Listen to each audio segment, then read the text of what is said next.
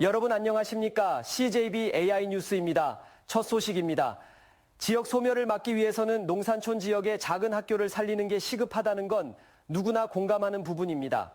중요한 건 실천인데요. 최근 괴산중학교가 최신 미래형 교육 공간으로 완전히 탈바꿈했습니다.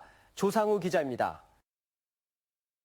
옛 건물을 허물고 그 자리에 완전히 새로 지은 괴산중학교 본관입니다. 안으로 들어서자 책을 중심으로 소통할 수 있는 공간을 가장 먼저 만납니다. 1층과 2층을 틔워 개방감까지 더했습니다. 다양한 학습 지도가 가능한 전자칠판은 기본이고 오케스트라 공연이 가능한 음악실에 소극장 형태의 드라마실까지 갖췄습니다. 가사실에서는 요리사의 꿈을 키울 수 있습니다. 학생들은 학교 생활이 즐거워졌습니다. 칠판이 전자칠판으로 바뀌어서 조금 더 미래지향적인 교실에서 수업할 수 있어서 좋았고, 학교가 많이 넓어지고 커뮤니티를 중심으로 책을 읽으면서 친구들과 소통할 수 있어서 좋았습니다.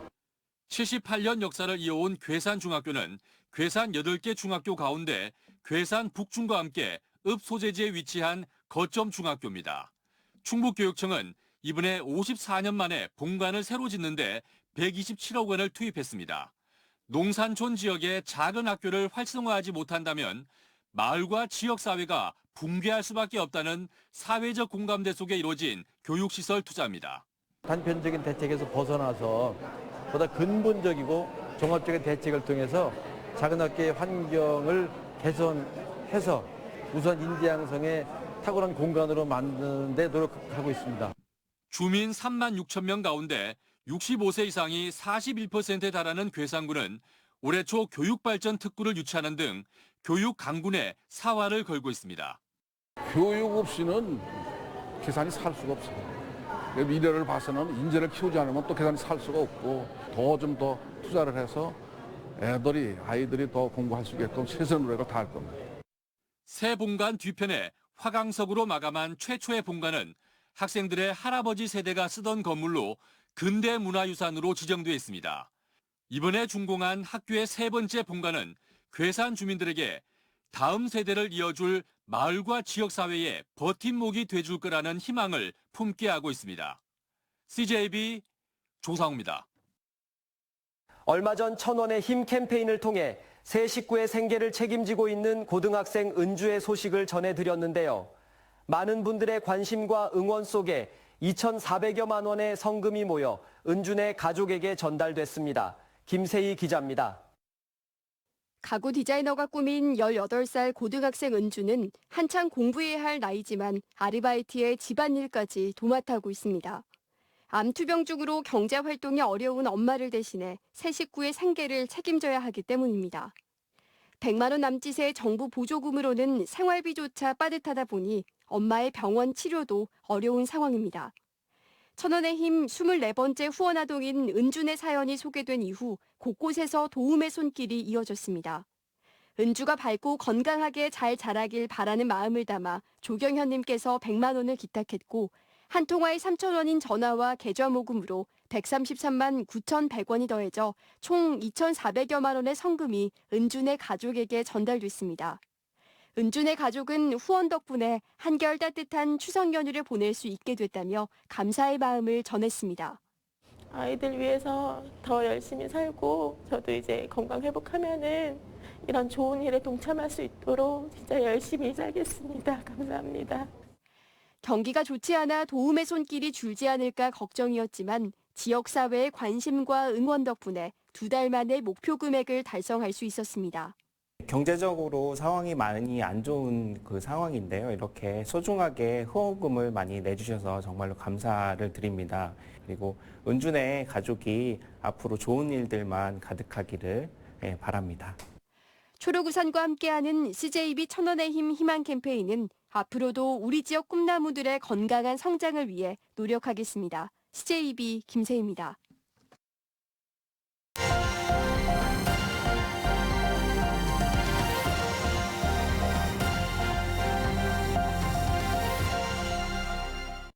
지난 6월 경북 포항의 추모공원이 7개 마을의 경쟁 끝에 구룡포읍 눌테리로 확정됐습니다.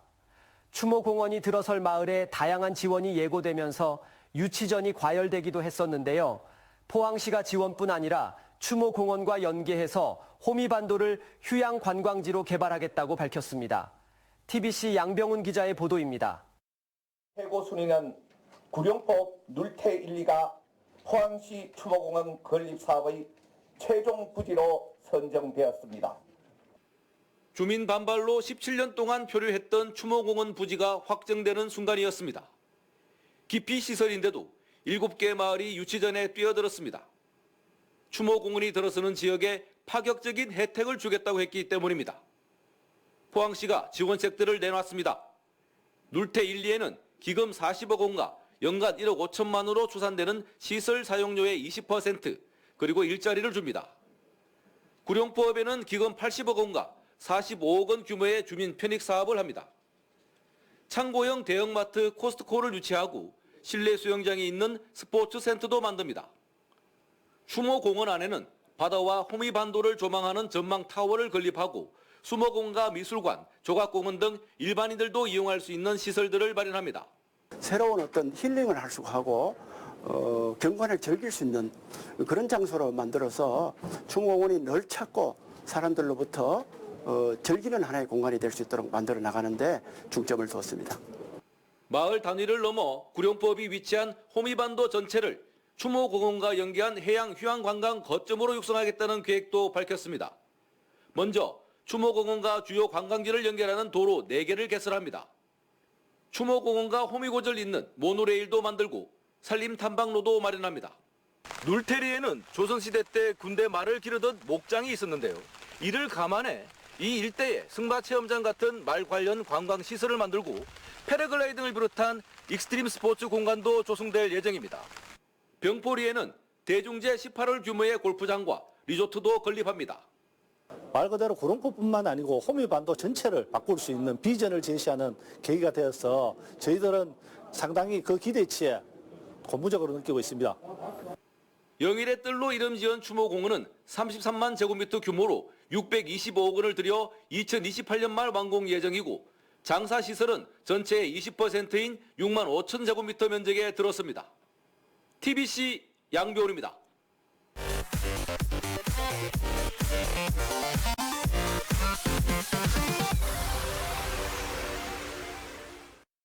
지난 4개월 동안 17만 명 이상이 다녀간 괴산의 충북 아쿠아리움에 전시시설이 추가됩니다. 충북도는 내년 말까지 12억 원을 투입해 1층에 수직 수조를 추가 설치하고 야외 연못을 보수해 철갑 상어와 수달을 전시할 계획이라고 밝혔습니다.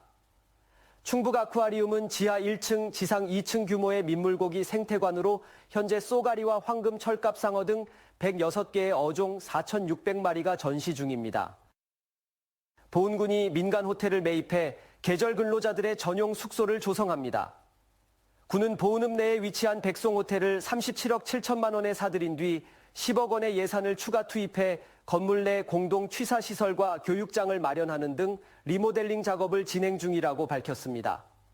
이 시설은 외국인 농부 전용 숙소로 사용될 예정이며 보은군에는 올해 이미 285명의 외국인 농부가 투입된 데 이어 47명이 추가 입국해 추수 등 농가 일손을 도울 예정입니다. 제천시가 완감동 한방엑스포공원 내 영화관 조성을 추진합니다. 시는 3억 1천만 원을 들여 한방생명과학관 내 다목적 강당에 전문 영상 장비와 발권 시스템 등을 갖춘 233석 규모의 영화 시설을 마련하겠다고 밝혔습니다. 한편 제천에는 메가박스가 지난해 운영을 종료한 데 이어 CGV도 현재 임시 휴업에 들어가며 여러 영화를 동시에 상영할 수 있는 멀티플렉스가 없는 상태입니다. 괴산경찰서는 교통사고 처리 특례법 위반 혐의로 50대 A씨를 조사하고 있습니다. A씨는 어제 저녁 8시 15분쯤 괴산군 문광면 양곡리의 한 도로에서 차를 몰고 가던 중 길을 건너던 30대 B씨를 치어 숨지게 한 혐의를 받고 있습니다. 경찰 조사에서 A씨는 보행자를 뒤늦게 발견해 미처 피하지 못했다고 진술한 것으로 알려졌습니다.